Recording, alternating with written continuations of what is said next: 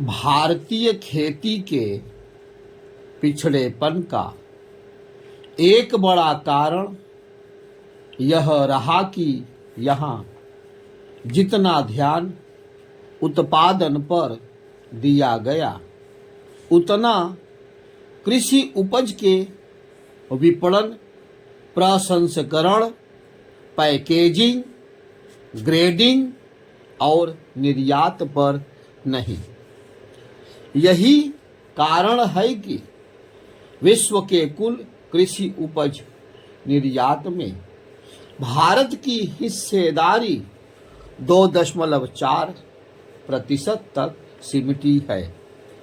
2014 में प्रधानमंत्री बनने के बाद नरेंद्र मोदी खेती को फायदे का सौदा बनाने में जुट गए।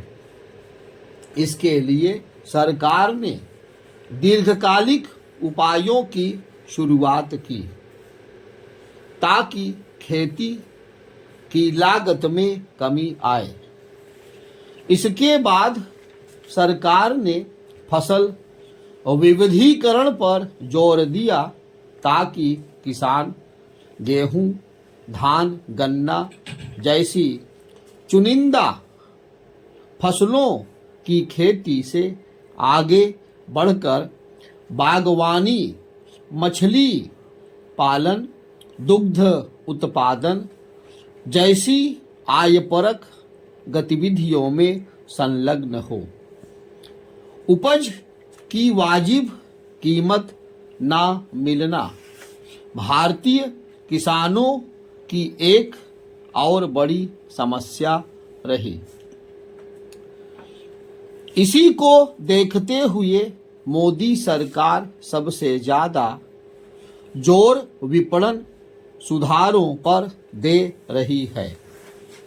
राष्ट्रीय कृषि बाजार के साथ साथ सरकार ने मंडी व्यवस्था का आधुनिकीकरण किया। इससे किसान बिना किसी बिचौलियों के अपनी उपज बेच रहे हैं। छोटे किसानों को बाजार व्यवस्था से जोड़ने के लिए सरकार 22,000 ग्रामीण हाटों के बुनियादी ढांचे में सुधार कर उन्हें आधुनिक बना रही है। फल, सब्जी, दूध, मछली जैसे जल्दी खराब होने वाली वस्तुओं के शीघ्र एवं सस्ती ढुलाई के लिए किसान रेल और किसान उड़ान की शुरुआत की गई है। राष्ट्रीय स्तर पर कृषि उपज के कारोबार को बढ़ावा देने के लिए केंद्र ने राज्यों से खाद्यान्न कारोबार पर मंडी शुल्क में एक रूपता लाने की सलाह दी है। इससे जिस बाजार एकीकृत होगा, जिससे खाद्य प्रसंस्करण उद्योग को बढ़ावा मिलेगा। कृषि क्षेत्र में कारोबारी गतिविधियों के धीमेपन और निर्यात न बढ़ने का एक बड़ा कारण यह है कि देश में 12 करोड़ से अधिक छोटे और सीमांत किसान हैं, जो कुल किसानों का 86% हैं और इनकी जोत का औसत आकार 1.1 हेक्टेयर से कम है। इन किसानों को उत्पादन से जुड़े कार्यों जैसे तकनीक, बीज, मशीनरी, ऋण, प्रसंस्करण और सबसे बढ़कर बाजार तक पहुंच में हर कदम पर चुनौतियों का सामना करना पड़ता है।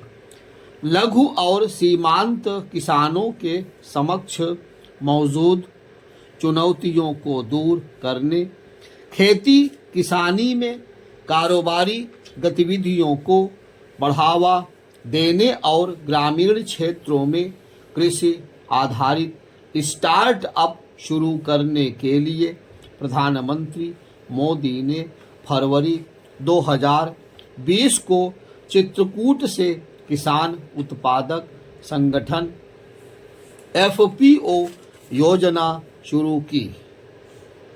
इसके तहत किसानों से फल फूल, सब्जी, मछली आदि से संबंधित उपजों को खरीदकर सीधे कंपनियों को बेचा जाता है।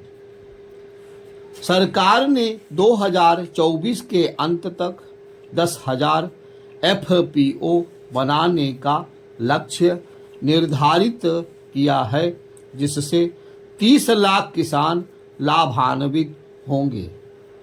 इसके लिए 6,865 करोड़ रुपए का बजट आवंटित किया गया है।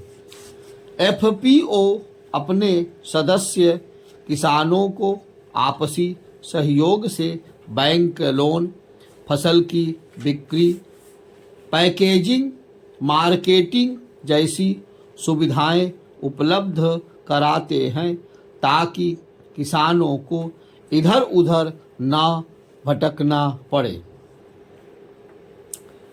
FPO पूरी तरह किसानों का एक संगठन होता है, जिसमें सदस्य किसान ही एक दूसरे की मदद का जिम्मा उठाते हैं। इसमें किसान व्यक्तिगत के बजाय सामूहिक दृष्टिकोण से काम करते हैं, जिससे उनकी मोल भाव की ताकत बढ़ जाती है। इस योजना के तहत केंद्र सरकार किसानों के हित में काम करने वाले FPO को 15 लाख रुपए की आर्थिक सहायता प्रदान करती है। इसके लिए कम से कम 11 किसान को मिलकर एक कंपनी बनानी पड़ती है। इस कंपनी को तभी वित्तीय सहायता मिलती है जब उससे पहाड़ी इलाकों में 100 किसान और मैदानी इलाकों में 300 किसान जुड़े हों। हाल के आंकड़े के अनुसार नवंबर 2023 तक 7,600 किसान उत्पादक संगठन बन चुके हैं।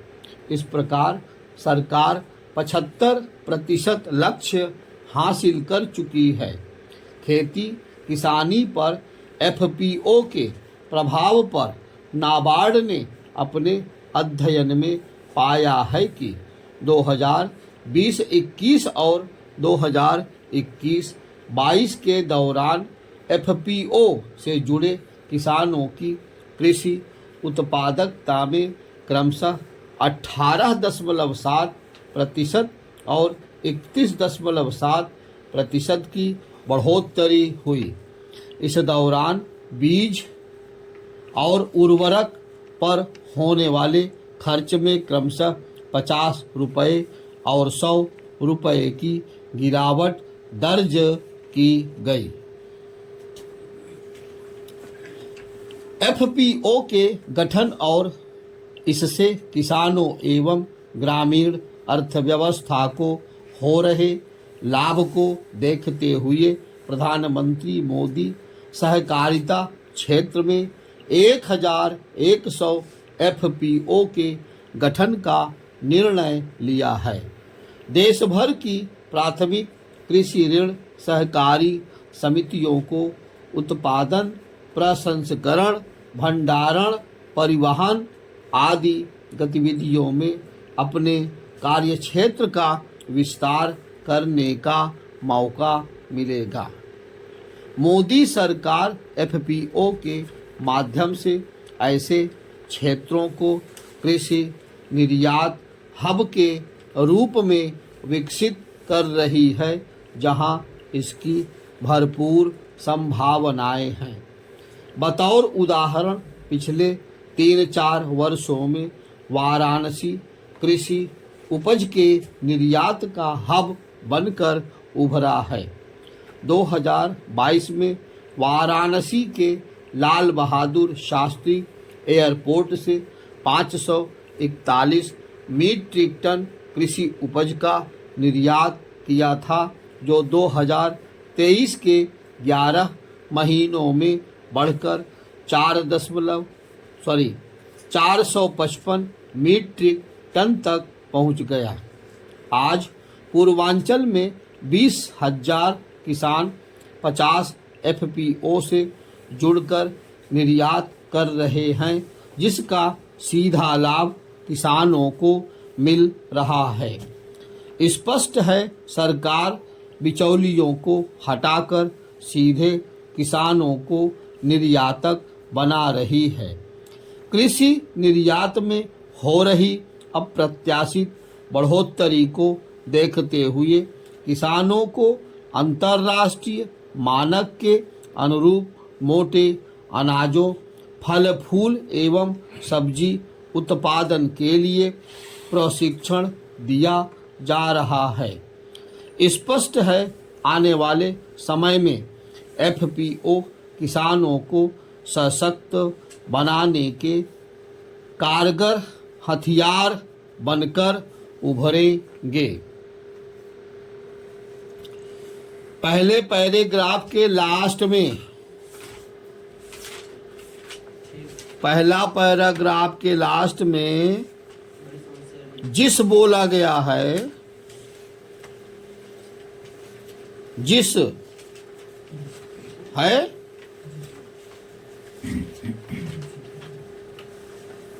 उसे जिन्स पढ़िए। पहले पैराग्राफ के लास्ट में उसे जिन्स पढ़िए, जिन्स वस्तुएं।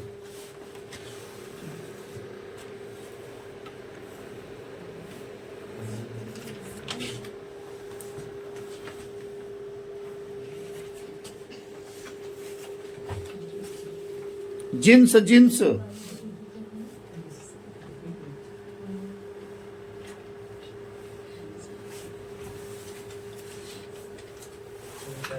जिस बोला गया है, जिन्स पढ़िए।